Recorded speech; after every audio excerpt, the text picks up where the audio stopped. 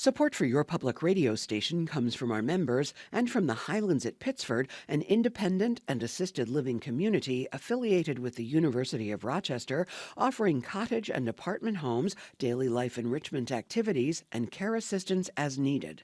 More at highlandsatpittsford.org.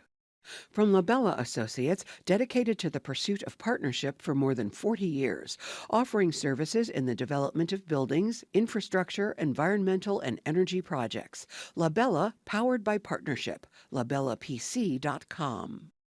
And Eastman School of Music, hosting the Soundtrack Film Music Festival, 13 events over 3 days.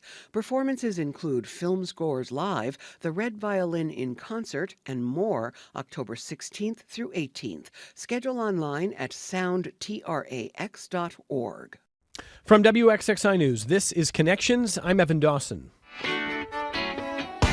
Our connection this hour will be made tomorrow night, October 9th, when the new superintendent of Rochester City Schools marks his 100th day on the job. Dr. Eric J. Rosser is planning a community event that will focus on his vision and the future for the Rochester City School District. On his 99th day, he sits down with us to answer my questions and yours. Dr. Rosser is no stranger to the challenges that this district faces. He knows the history. He knows the revolving door of superintendents that have preceded him. He knows the reputation in the district or the board or the crisis of child poverty in our city.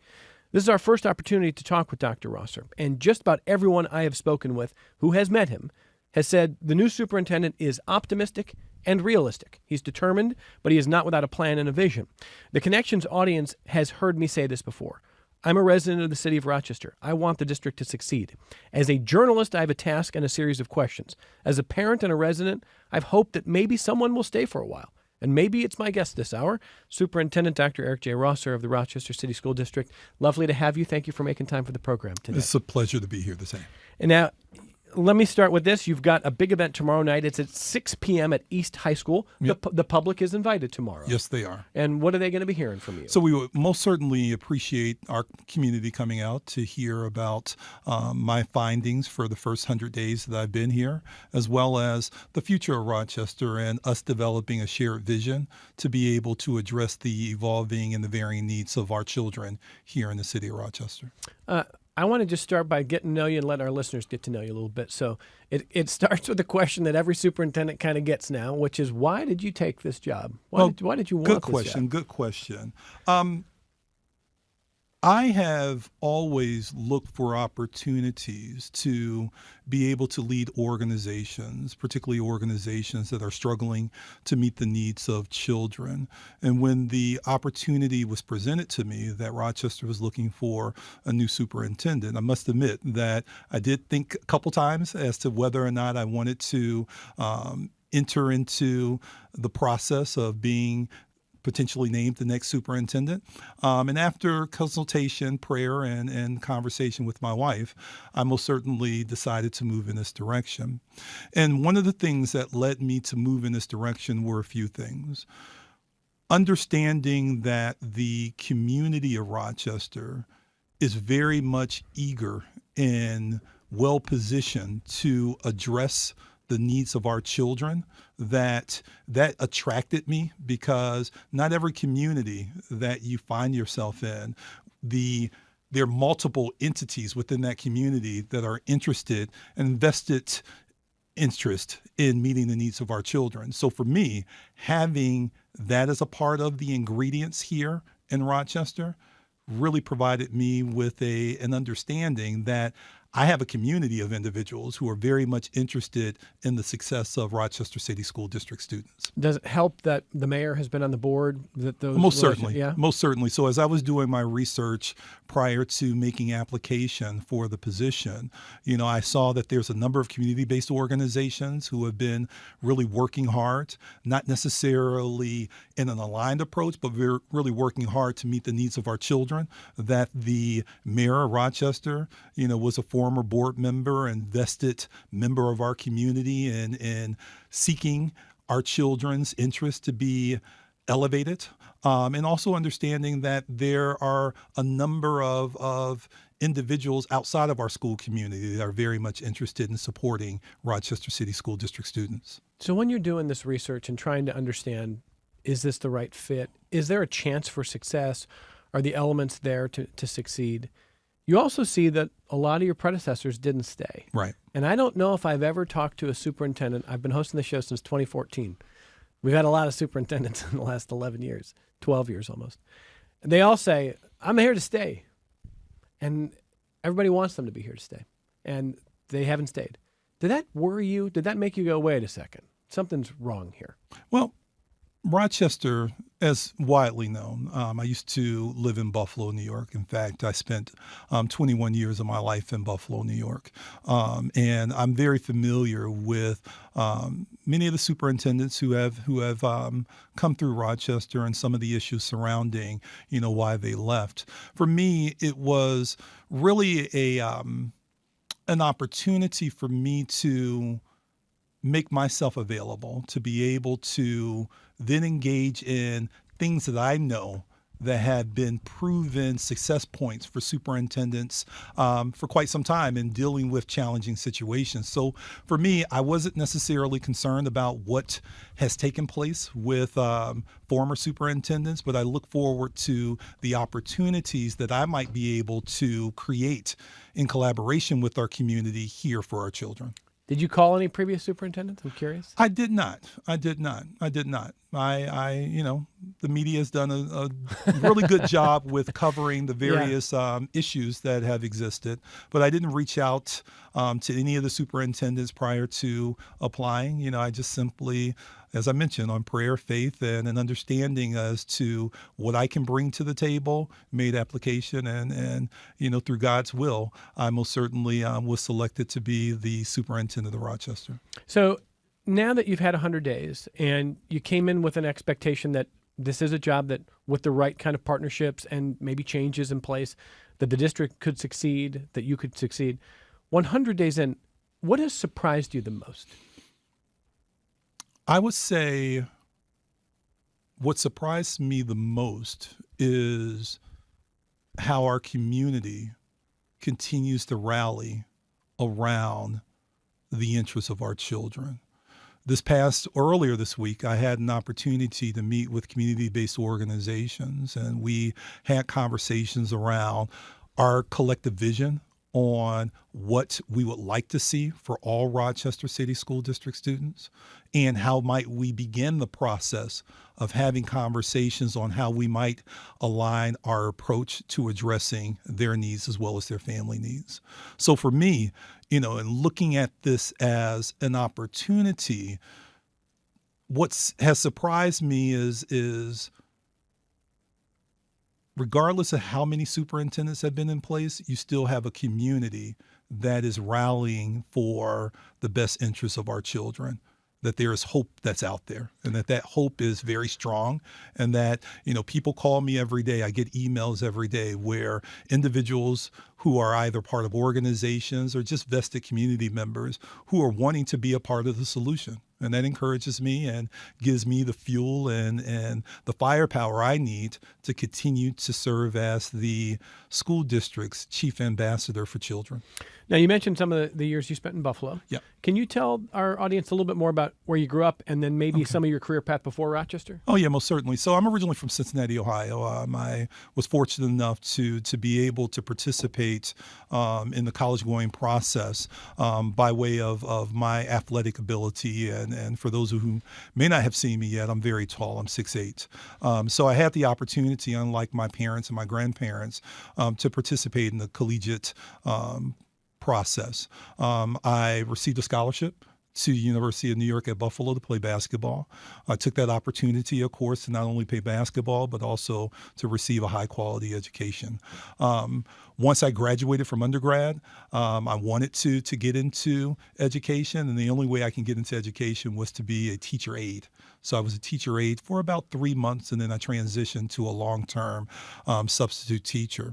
I did that for a number of years, but at a very early age. I think I was only 28 when I was recruited to serve in a central office capacity, and I've been in central office administration since 1999. That has provided me with an understanding of what school districts, particularly district leadership. That might be you. Is that me? That's somebody. I'm hearing an emergency services line there. Sorry about that. That's not me. That's okay. Okay, sorry about that. So it's given me an opportunity really to understand the multiple strategies and how to navigate very complex situations, to take school districts that have been challenged and take those challenges and turn them into opportunities for our children. And so most previous to Rochester, where'd you come from? So I was superintendent for almost 6 years in Poughkeepsie. Prior to those 6 years, I was in Buffalo, actually 2 times. I was in Buffalo as the associate superintendent from 2015 to 2019. Prior to that, I spent time in Washington, D.C. working in the educational realm. And also, prior to that, I was in Atlanta Public Schools for 5 years. As I mentioned, I started my career in 1994 in the Buffalo Public Schools. I was there from 1994 to 2007. I don't know what we're hearing. Yeah, I guess we're going to. Yeah, Dr. Rosser? Okay, yeah, it might be something on you. I don't know. No, it's not me. Not your phone. Okay. All right. Anyway, listen. Listeners, if you want to weigh in as we talk to Dr. Eric J. Rosser, Superintendent of the Rochester City Schools, you can email the program, connections@wxxi.org. You can call the program toll-free, 844-295-TALK. It's 844-295-8255. 263-WXXI if you call from Rochester. 263-9994. Now, very important question. If you and I were playing one-on-one right now, playing to 11 ones and twos, how many points could I get off you? I would be gracious, and I would provide you the opportunity to score all the points you need before you would win the game, and then I would take control. And so I would I would provide you with an opportunity to demonstrate your skill on the basketball court, and then I would make sure that I execute and win the game. You can still play a little pickup ball. How are your knees these days? I got a very bad need. And in fact, my orthopedic surgeon has shared with me that I will be a candidate for knee replacement at some point in time. I'm hoping that there's some type of medical technology that is created between now and then, so that I don't have to undergo, what so many people have claimed to be life altering. Well, after we take our only break of the hour here, what we're going to do is this. We're going to talk about how Dr. Rosser sees Rochester in comparison to a district like Poughkeepsie, what you've learned from previous experience, how that compares here. We're going to talk about some of the work they do on programs like Strive for 5. You might have heard about Strive for 5. We're going to talk about issues like attendance, truancy, the struggle of a district, frankly, dealing with child poverty rates that should be viewed as a crisis or a tragedy, and we're going to talk about that. We'll address issues that have been in the news and a lot more with the superintendent. So let's take this break, and it's Superintendent Dr. Eric J. Rosser of the Rochester City School District on Connections. Support for your public radio station comes from our members and from Mary Cariola Center, proud supporter of Connections with Evan Dawson, believing an informed and engaged community is a connected one. marycariola.org. And the Rochester Philharmonic Orchestra hosting the Beethoven Festival with 2 weekends of celebration. Music director Andreas Delfs leads the orchestra with performances by RPO principals Juliana Athaide, Aram Kim, and Chow Wen Chang, October 23rd through November 1st. rpo.org. This is Connections. I'm Evan Dawson. Tomorrow night, 6 p.m. at East High School, the public is invited. The superintendent of Rochester City Schools, Dr. Eric J. Rosser, is marking 100 days on the job, and he's talking about the vision and the future of the Rochester City School District. Again, the public is invited, no registration required, 6 p.m. tomorrow night at East High School. Now, in your 6 years prior at Poughkeepsie as a superintendent, how similar, how different is Poughkeepsie to Rochester? So Poughkeepsie is very similar to Rochester. It's most certainly smaller in size. However, when we talk about intergenerational poverty and the implications that poverty brings to students who are seeking a high quality educational experience, a lot of similarities. We would always say that Poughkeepsie is a small city school district with big 5 city school district challenges without the resources. So in Poughkeepsie, similar to the Rochester decision that I made. I made a decision to go to Poughkeepsie, and Poughkeepsie was one of those school districts that was seen as a school district that was failing children, very difficult to be there as a leader. I made the decision because, once again, I always look to see in what ways might I be able to give back, particularly being blessed to be in the capacity of an educator that has generated a lot of, not generated, but has experienced a lot that I then have the ability to then share within the communities that I've been in to help them with the issues that they're dealing with. So in Poughkeepsie, we dealt with all sorts of different issues from financial deficits, structural financial deficits, outdated teacher contracts, administrators' contracts, employee contracts in general. We dealt with poor performance from literacy and mathematics. We dealt with challenges with graduation rates. And during the time that I was there, we were able to change the trajectory of the Poughkeepsie City School District, where it's no longer seen as a failing school district, but a school district of great promise. And the work that we engaged in, I purposely use we because it wasn't by myself. It was most certainly through a school, home, and community approach. The work that we engaged in really set and established a foundation by which, regardless of who is the leader, who is on the board, for the school district to continue to excel in meeting the needs of students and families. And so obviously a lot of the same kind of issues here: attendance, graduation rates, achievement in ELA and math. I mean, those are all numbers now that you're, I'm sure, familiar with. So let me kind of work through some of them. And when we talk about issues like attendance, Right. I want you to talk about Strive for Five, but I want to start by asking, in a district that has as much child poverty and extreme child poverty, to say nothing of the fact that there's hundreds, if not, I think, a couple thousand kids technically homeless. Some are literally living on the streets, but some are couch surfing with family who've maybe been evicted or have issues with guardians and parents. So what's a realistic approach to truancy and attendance, and how do you see that challenge in Rochester? Okay. Well, the first true and most impactful approach to addressing any needs that our children have is what I call a school, home, and community approach. There's Harvard data that speaks to the amount of time students are in school and the amount of time students are not in school. So the data specifically states that between students' waking hours from kindergarten to 12th grade, they spend 80% of their time in the community, whereas only 20% is spent in the school environment. Understanding that dynamic, it is imperative that we as a community embrace the fact that school, home, and community must come together to be able to identify what the challenges are and be able to move concertedly in a manner where we all are contributing to the success of our children.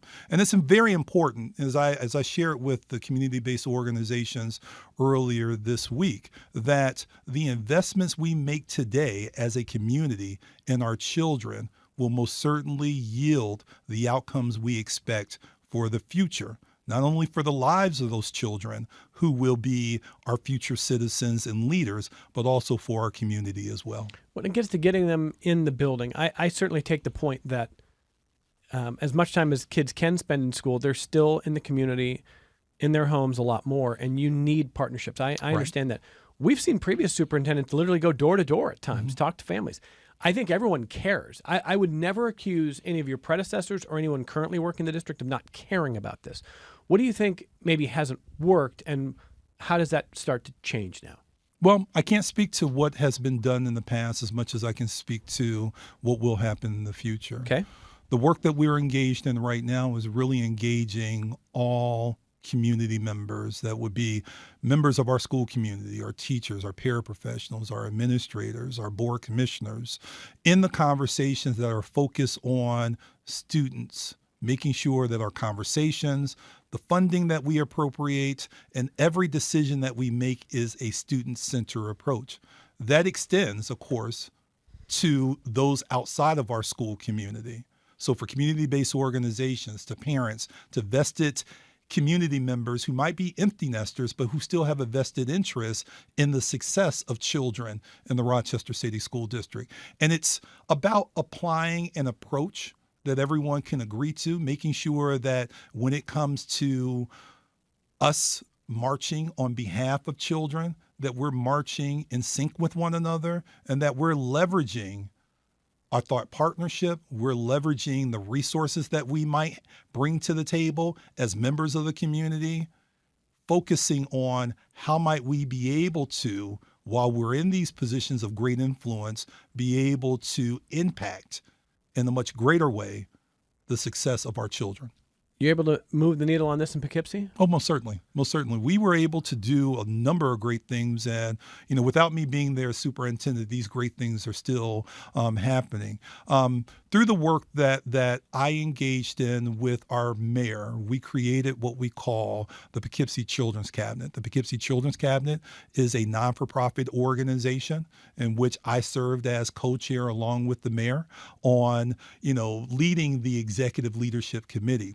We were able to bring together a number of entities cross-sector, be it philanthropic, religious, elected officials, members of the school community, parents, just general members, community-based organizations, to the table to identify what we call a North Star and how we're going to then meet the needs of children. So the Poughkeepsie Children's Cabinet, which is very similar to Rock the Future Alliance here in Rochester, is really focused on addressing the needs of children, prenatal all the way to college and career, and making sure that the systems that we operate in as organizations, that systems are aligned, that we're leveraging our resources, and we're leveraging our human capacity, which is most powerful, to be able to affect change on behalf of our children. So I'm not asking for any specific family names, et cetera. I want to, if you could, paint a scenario where there is a child who is not attending school regularly, and an intervention leads to that child being in class more regularly because something has changed in the support around that child. What's a scenario that stands out in your mind that might tell that story and say, this could happen in Rochester. Okay. This is the kind of support that's necessary. So let me give some thought to that real quick. And while I'm doing that, let me also speak to some of the work that we're engaged in here in Rochester. Yep. So, for instance, we've had conversations even with the medical field in making sure that they have an understanding of the importance of school attendance. And where possible, while we do know that many of our children, particularly those who are impacted by intergenerational poverty and health issues, that they tend to go to the doctor a lot more than a healthy child. We're having conversations at the level with the medical field to simply say, understanding that a high quality education is key for any student being able to, number one, understand what their potential is, and then being able to have a pathway toward maximizing that potential. Let's have conversations around how might the medical profession look at how they can support our Strive for 5 initiative. One of the things that we've discussed is how might we be able to expand our health clinics in our schools? How might we be able to bring in dental resources and vision resources so that parents needing to make appointments during the school day will be eliminated? We've talked, and this is very preliminary, we talked about how might we be able to identify a way in which we can have a mobile health unit. We created that in Buffalo, where we noticed that many of our families were being scheduled for appointments, pediatric appointments during the school day. While many of our doctors might think, similar to when I went to school, that Eric's mother is going to take him out of school, bring him over to the doctor's office, and then transport him back to school. Unfortunately, that's not happening on all levels because many of our families have transportation insecurity. So therefore, it's very difficult for them to get to one place for another if they don't own a vehicle. So you do one or the other, right? Either go to school and you don't go to the doctor, you go to the doctor and you don't go to school. Exactly. So we're having that level of conversations here because, once again, there are members of our community. Every member of our community, there is a place at the table for them to be a part of the solution. And right now, what we're looking at is how might we be able to get some very quick and easy wins while we continue to develop this movement. Now, someone will correct me, maybe the superintendent or our team. I think over the years, as we've talked to the team at East, there have been, I think they had a barber brought in. I think they brought, I don't know about dental and vision. They might have. I mean, there was talk about doing some of that work on that small scale and seeing if that can level up. What have you seen at East, by the way? That's been an interesting partnership over the years. And, you know, with some controversy, but a lot of discussion about whether what is happening at East can scale up to the community. What have you seen there? Yeah, for what I understand of East, and, you know, still doing my deep dive into everything that has been in place here in Rochester. But what I've seen at East is that they developed some very good systems and supports for children. And that's been recognized and evidenced by, you know, increased graduation rates, increased attendance rates, increased success rates, and also increased parent participation and student engagement rates as well. So we're always looking at how might we be able to replicate things that have worked in other schools here in the district, as well as things that have worked in my journeys in the Atlanta Public Schools, the Buffalo Public Schools, Poughkeepsie, and in DC, and how might we be able to replicate and make sure that those effective practices in addressing the needs of our children can then impact those communities or those schools where those effective practices are not as visible. By the way, when you hear Strive for 5 going forward, what does Strive for 5 mean, Dr. Ross? So Strive for 5 really right now is a awareness campaign in which we are moving beyond just simply awareness. Strive for 5, if I can break it down real quick, Strive for 5 is that we're wanting our children to be in school 5 days a week, every day of the school year. We recognize that in order, as I mentioned earlier, for students to be able to have access to a high quality educational experience, they need to be in school every day. In addition to that, we also recognize, because the data is very clear, that those students who are in school every day, who are receiving a high quality education, have greater success rates, not only in school, but also once they leave the school environment. So right now we are really engaged in campaign mode, you know, talking about the importance of school attendance, making sure that our families, our community members are elevating it.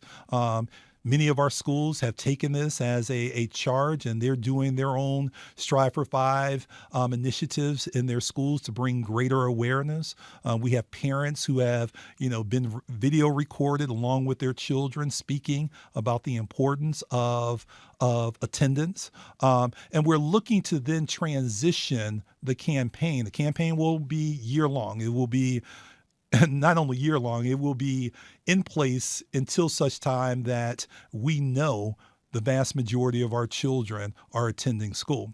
So the campaign will move from being much more than a campaign to being more of a mobilization around how might we be able to evaluate our systems and structures as a school district? How might we be able to evaluate our system structures and protocols as a community? As I mentioned earlier, using the medical field, how might we be able to then communicate with the medical professions? When you're scheduling a pediatric appointment, please make sure that you're scheduling it for after school hours so that it does not impact the ability for a parent or a student to be in attendance every day. How might we be able to develop communication, be it print communication, be it, you know, visual communication, on how our pediatric offices can communicate the importance of school attendance? We started this initiative just a few months ago, in the midst of a number of different major challenges that I walked in. And I would say that it has received great response. It has received a lot of proactive engagement of our community. We have been posting things on our social media accounts, and those posts have then been shared on other community-based organizations and members of our community's accounts as well, really promoting the importance of attendance. When you look at every challenge that you're inheriting, is getting kids in school, is that the top of the list? Yes. There are parallel challenges, and we are operating to address things in a parallel fashion. So attendance is not the only thing that we're focused on. We're focused on a whole bunch of different things, but most certainly we do recognize that if students are not in school every day, they do not have access to the high quality educational experience that all of our Rochester City School District teachers are providing our children. Are you checking like every day? Like what's the attendance rate today? Yeah. What's the attendance rate right now in Rochester? I didn't get the... Okay. Well, I haven't got do you know roughly what the latest are? Yeah. We're trending somewhere in the ballpark of 86%. Okay. 86%. I know you want to be at 100, but what's a realistic goal for the next 12 to 24 months? So the way we measure attendance is we always look to make sure that at every elementary school, that every elementary school has at least 95% attendance, whereas each of the secondary schools, in the case of Rochester, that would be inclusive of the middle school, that they're trending around 90 to 92% attendance. Okay. So you think you can close that gap? Over time, yes. Is a realistic goal 1 year, 5 years? It's a good question. That's a good question. We're monitoring the data and seeing how we're trending. Okay. I mean, because 5 years would indicate you're going to be here in 5 years, and people would probably be happy to hear that. Oh yeah, let me say this too, because one of the things I didn't say, as it relates to my longevity. My longevity here is that I purchased a home here. I'm not one of those superintendents that come in and find an apartment somewhere and just simply rent. I've actually purchased a home here. My wife and my dogs are here in the city. We live in the city, and that I plan to be here. This is my last hurrah. I'm not looking for this to be a stepping stone. I'm not looking for this to be a way for me to sort of position myself to do anything other than what I'm doing right now. So I plan to retire from the Rochester City School District as the superintendent. How many years? You're gonna make me give my age. So I have 7 years in order to reach the age of 62. When's the last time we had 7 years for a superintendent? I mean, it could have been, that's a generation ago, maybe. That's a long time here. Yeah, I just turned 55 in August, so if I were to retire at 62, it'd be 7 years. And that's the intention? Yep. Okay. All right. We're talking to Dr. Eric J. Rosser, who's the superintendent of the Rochester City School District. So a couple of quick questions here from listeners. Jack, where was this? Jack wanted to know if in your previous stops there have been police in schools for safety and how you feel about officers in schools. Well, that's a conversation more so for the community to take up. One of my roles as superintendent is to execute against the vision that our community has for its schools. As I always share with individuals, that while I am superintendent, I do not wear an S behind, on my chest, behind my button-up shirt, that it is my role and responsibility to execute against the vision that that the community has for its school.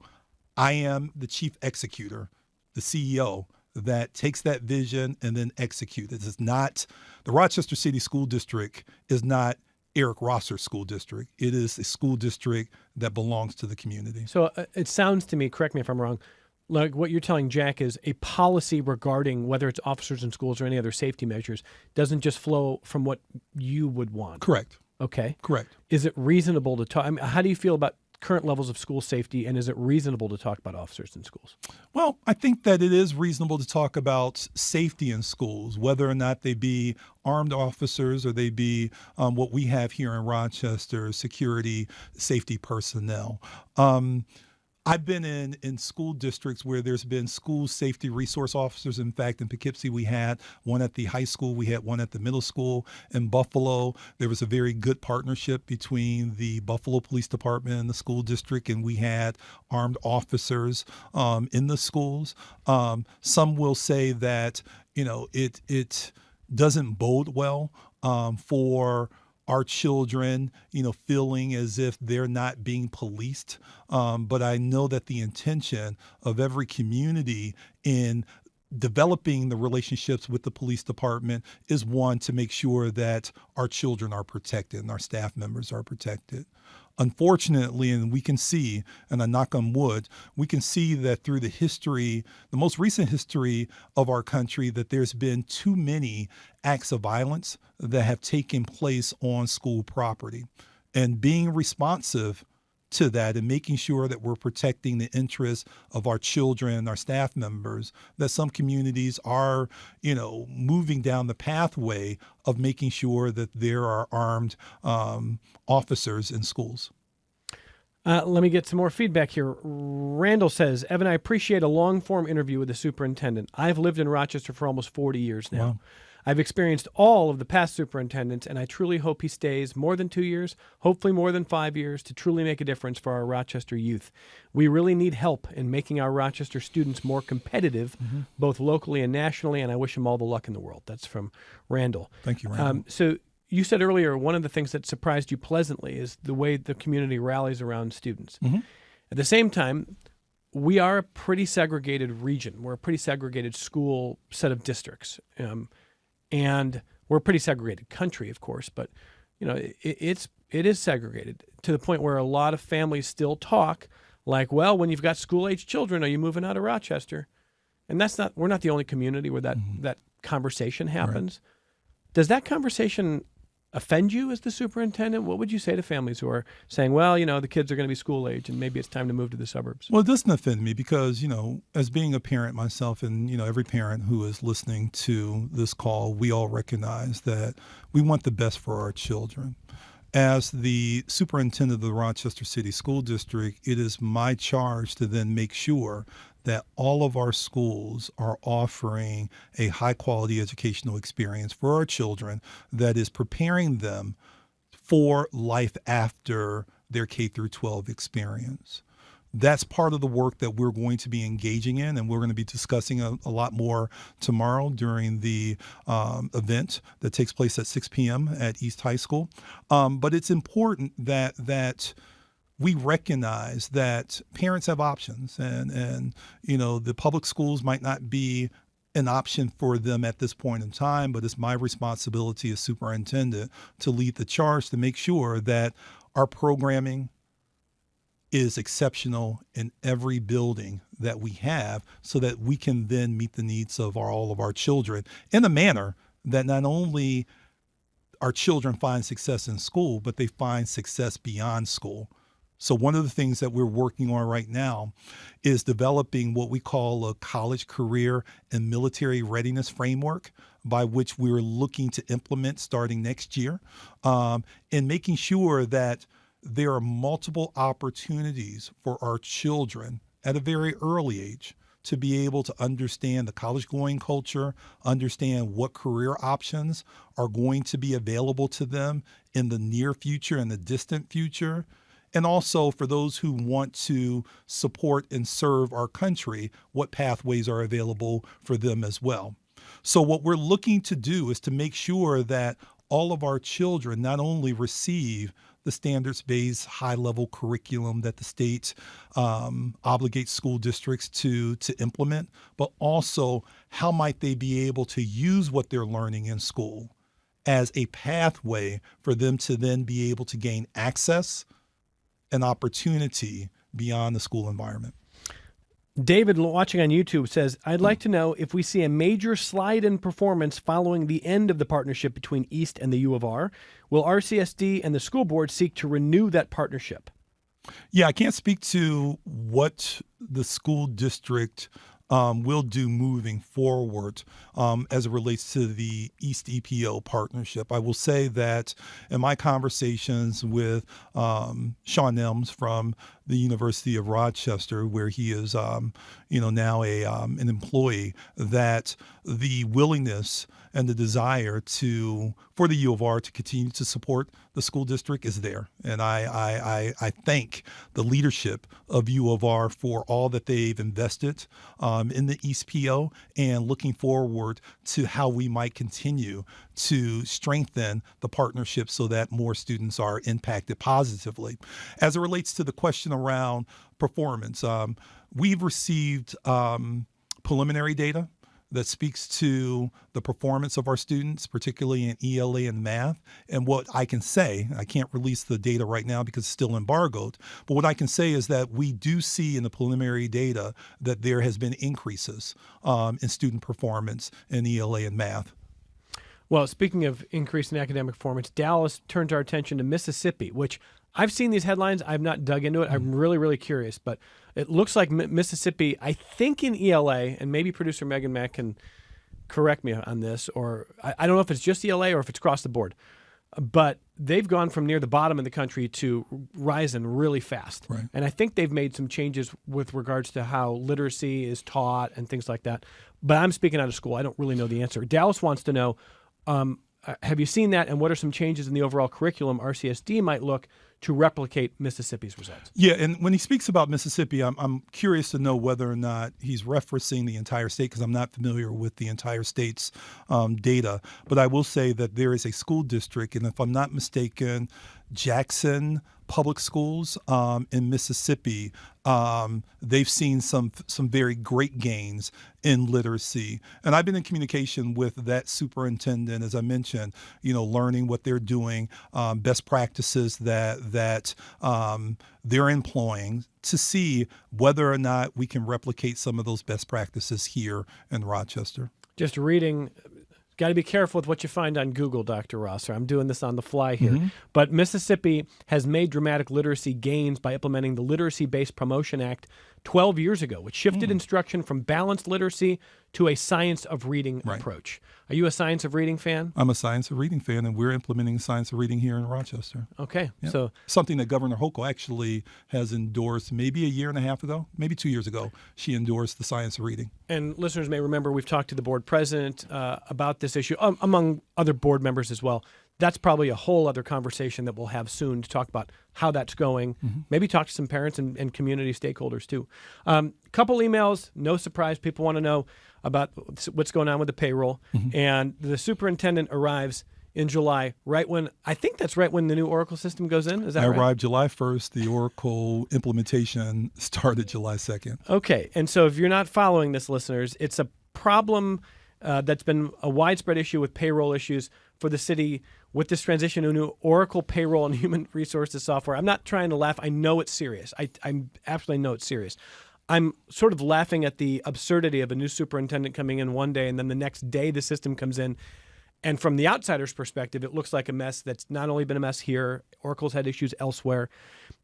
In brief, what would you want people to understand about where things are with that? Yeah, things are still in a state where we have great concern. However, I will share with you that the work that the team has been engaged in for the last several months has really been focused, and we've been seeing some success around improving the system. There's still some bugs in the system, if I can use that word. There's still some bugs in the system that create these scenarios that are very new and eyebrow raising for all of us. And, with the internal team, with the team that's working very closely with our Oracle partners, they are developing strategies to quickly address those issues. However, I do need to note that, and I had an opportunity to meet with a lot of our employees yesterday evening, as I will be again this evening, to discuss, where we're currently at.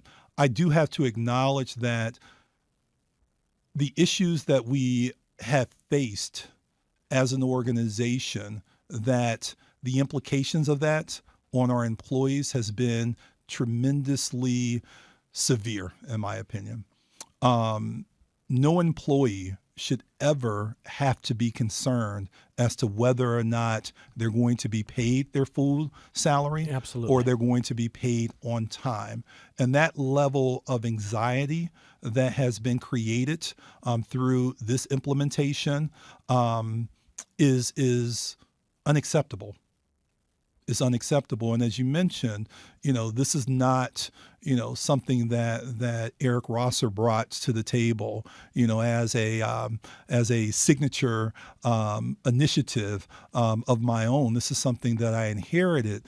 And while I have inherited, I know that my responsibility, or better yet, my obligation, is to make sure that I'm working earnestly to correct this situation, because our employees who come to work every day to meet the needs of our children, we need to make sure that just as we are student-centered in every decision that we make, we also need to be centered on taking care of those employees who are student-centered each and every day when they are engaging our children.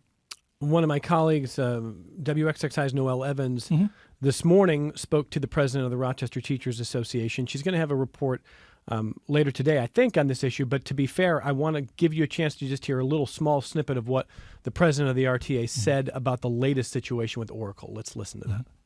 Last Thursday, apparently, somebody decided to see if they could actually access not only their own payroll, but somebody else's. And indeed they could. And the word got out through social media. And people even looked up the superintendent's payroll information and the payroll information for all others at central office. And that's an invasion of privacy. That is real serious negligence, because if someone has your social security number, God knows what they could do with it. So it is part of what we are trying to negotiate with the district, to actually have the district fund the cost of credit monitoring for a full year for everyone in the district, certainly our members. So problems are getting worse and not better at a time when the district is underreporting information and spending most of their time picking up the corpses instead of preventing the slaughter. That's Adam Urbanski, the president of the Rochester Teachers Association. What would you say to that? We had a conversation yesterday. I met with the union leaders yesterday, and we all agree that it's important that we remain focused on addressing the issue at hand and better guaranteeing that all employees, and of course, the union leadership or the union representation, they represent the Rochester City School District employees. We all agree that this is something that most certainly requires a great deal of attention. It also requires a great deal of collaboration, communication, to make sure that we're all sort of rowing in the same direction when it comes to seeking the resolution for the situation. Was his criticism there fair? Are you aware of the issue he raised there? Yeah, so there was a situation that took place this past Thursday that unfortunately opened. There was some maintenance being done on the Oracle product. We were providing and we were looking at access and accessibility to various things. And one of our team leads was in the system doing some things, removing authorization to some other high-level individuals that didn't need it. And somehow the system interpreted that as everyone should have access. Once it came to our attention that more individuals had access than they should have, at that point in time, we shut the system down, removed access from everyone, and began rebuilding who should have access to what. So we recognize that's been an issue, or that was an issue. It's no longer an issue. Individuals external to the organization did not have access to the information. And I will share with you that in order for someone to gain access to, let's say, my information, it would have been a multi-step process by which they would then need to gain access. It wasn't someone was One able click. to click and then Yeah. you see, the whole world before you, that it was a multi-step. Gotcha. So therefore, we believe that the number of individuals who had access to it were not as great. We also have a report that gives us an understanding of everyone who accessed the system between the time that it was made available to the time that we discontinued it, so that we have an understanding as to who was all in the system. And we're also trying to track down whether or not individuals then access, let's say my personal information, which is not necessarily my personal information, because you can go to New York See-Through and see, what my salary is and all I public gotcha. employees. All right, 20 seconds. Are there any pending legal challenges regarding payroll issues right now? There has been a lot of conversations lodged by of course the collective bargaining units around grievances and legal action. We do have a couple grievances that have been brought to the table and are waiting any such legal action that may be coming forward. As I've shared in communication that I've given previously, that I stand in solidarity with the actions of our unions, because they are advocating for the school district's employees. And I'm a strong advocate of school district employees. So we're really rowing in the same direction, in the same boat together. Let me close with this. Here's an email from Isaiah Santiago, board member. Says, want to congratulate Eric Rosser on completing 100 days and excited to see the effects of his initiative in the near future. Hope to see him in this position for 7 years with positive change. Stability is important in the RCSD, and I hope that this is the opportunity for that. So that's from board member Santiago. And Charlie, who taught for decades and is now retired, says he's right. Attendance is everything. Get those kids in school. So Charlie says, do it. And I know you're working on doing it. So. Yes, definitely. So come back and talk anytime. I want to tell you that this is an open invitation for you. I'm grateful to have this opportunity. I know how busy you are. This community would love to hear when it's convenient for you to come back on this program. So it's an open appreciate invitation. the invitation, and we'll most certainly take you up on that. Thank you very much. And tomorrow night, the community is invited, 6 p.m. East High School. The public invited, no registration required, as Dr. Eric J. Rosser marks 100 days and talks about a vision for the future of the RCSD. More connections coming up.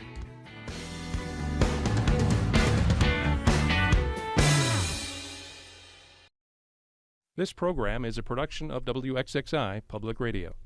The views expressed do not necessarily represent those of this station, its staff, management, or underwriters. The broadcast is meant for the private use of our audience. Any rebroadcast or use in another medium without expressed written consent of WXXI is strictly prohibited.